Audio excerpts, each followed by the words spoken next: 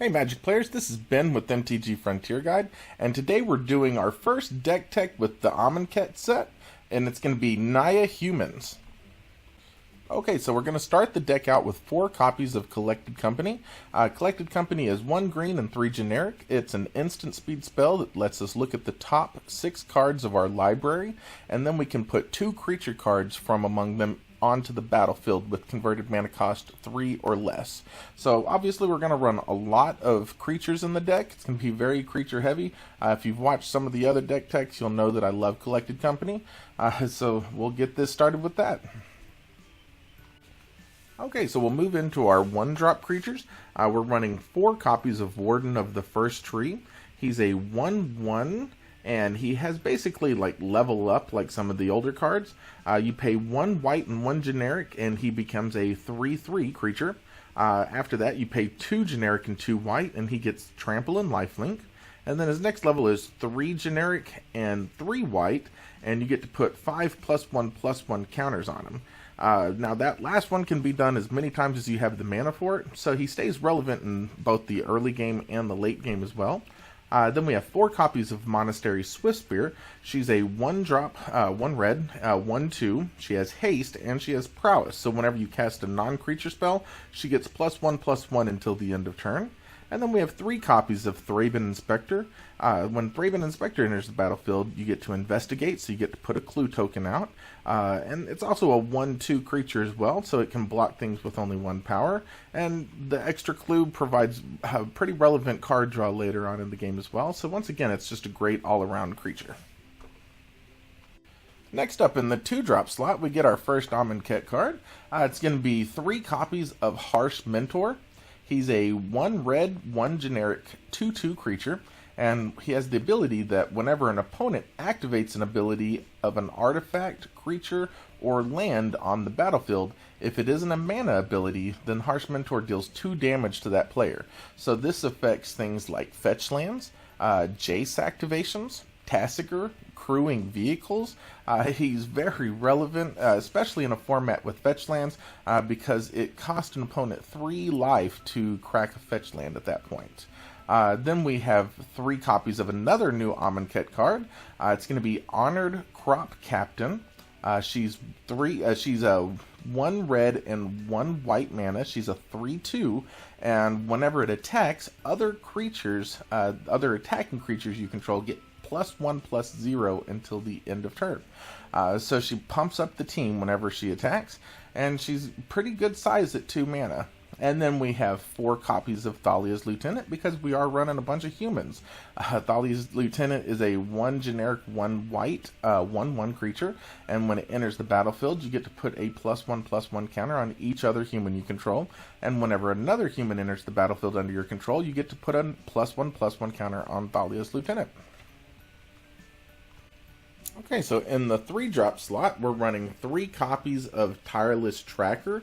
He's 2 generic and 1 green. He's a 3/2, and whenever a land enters the battlefield under your control, you get to investigate, so you get to get a clue token. Whenever you sacrifice a clue, you put a +1/+1 counter on Tireless Tracker. So he's great. He's great in providing card draw later on in the game if the game goes on any length of time that you can start cracking clues. And every time you crack a clue, he gets bigger. And with all of our fetch lands, you actually get 2 clues per Tireless Tracker that you have on the battlefield at the time. So he's all in all, he's just a great creature. We're also running 3 copies of Renegade Rallier. Renegade Rallier is 1 generic, 1 green, and 1 white. It's also a 3/2, and it has Revolt. So if you've had a permanent leave the battlefield, such as cracking a fetch land or sacrificing a clue, whenever the Rallier enters the battlefield, you get to return target permanent card with converted mana cost 2 or less from your graveyard to the battlefield. That includes fetch lands. It also includes any of the creatures that we've talked about in the 1 and 2 drop slots. So it's another relevant card that can bring back things. So let's say you bring a Thalia's Lieutenant back up. It gives everyone +1/+1 counters again. And then we're running another new Amonkhet card. It's going to be 2 copies of Combat Celebrant. So it's a 2 generic, 1 red creature. It's a 4/1, and if it hasn't been exerted, you can exert it when it attacks.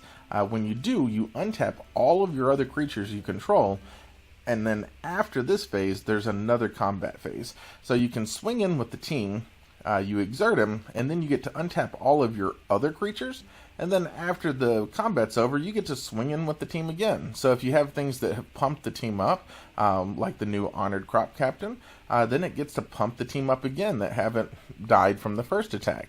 It's also pretty useful to kill off big creatures whenever you get to swing back in the second time, because they retain the damage that was done on the first combat swing. So you can either finish them off with the swing, or you can potentially just kill your opponent with the swing as well. So it's a very, very good creature. The 1 toughness is kind of rough on it, but the collected companies getting to flash him in at the end of the opponent's turn step can be very beneficial to actually getting to see him make it to combat phase. And then our other non-collected company, non-creature spells in that deck are going to consist of 2 copies of Atarka's Command, which is 1 red and 1 green. You get to select 2 modes. It's either your opponents can't gain life this turn. It deals 3 damage to each opponent. You can put a land card from your hand onto the battlefield, or creatures you control get +1/+1 and gain reach until the end of turn. Typically what we're doing is we're going to pump the team with the +1/+1, and then we're either going to deal 3 damage to the opponent, or make it where the opponent can't gain life if they're running some kind of a lifelink creature. We're also running 2 copies of Dromoka's Command, which is 1 green and 1 white. Once again, you get to choose 2. The first one is either prevent all damage target instant or sorcery spell would deal this turn. Target player sacrifices an enchantment, put a +1/+1 counter on target creature, or target creature you control fights target creature you don't control. Normally, what we're doing is we're putting a counter on one of our creatures, and we're fighting one of their creatures. So that way we can kind of clear the way for, an assault with all of our team.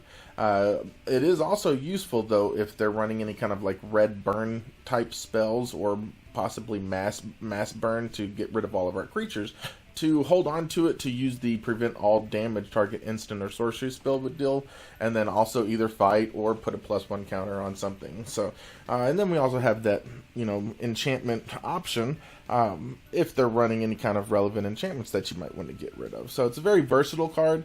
Both of the commands are very versatile, and they're just good additions to the deck. Okay, so moving into the mana base, we're going to start things out with 4 copies of Windswept Heath and 4 copies of Wooded Foothills as our fetch lands in the deck. And then we're running 3 copies of Inspiring Vantage as a fast land, and 2 copies of Cinder Glade, and 3 copies of Canopy Vista as our dual lands to fetch with our fetch lands. And we're finishing things up with 3 basic forest, 2 basic mountains, and 2 basic plains. As usual, your sideboard will be dependent on whatever you're expecting to face at your local game shop or wherever you're playing. So whatever your local meta looks like. Cards that I've used have included Declaration and Stone. Usually I bring that in when I'm on the draw. If I'm expecting to face some big creatures or any kind of token type strategies.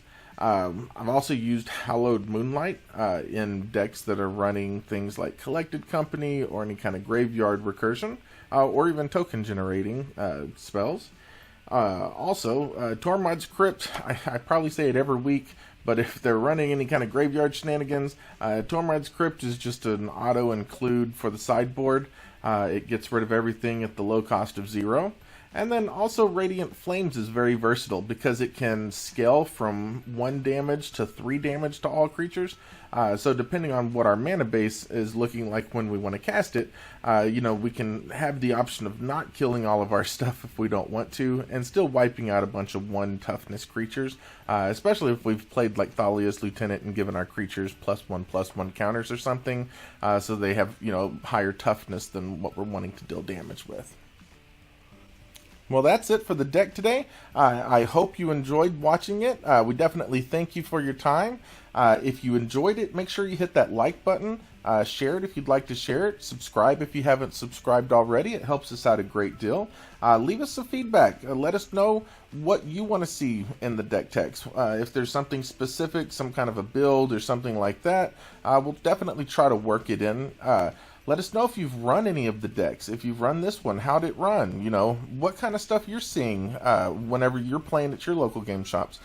Give us some feedback. Let us know what you're seeing. So, once again, I'd like to thank you for watching. This has been with MTG Frontier Guide, and you guys get out there. Y'all play some Magic. Have some fun.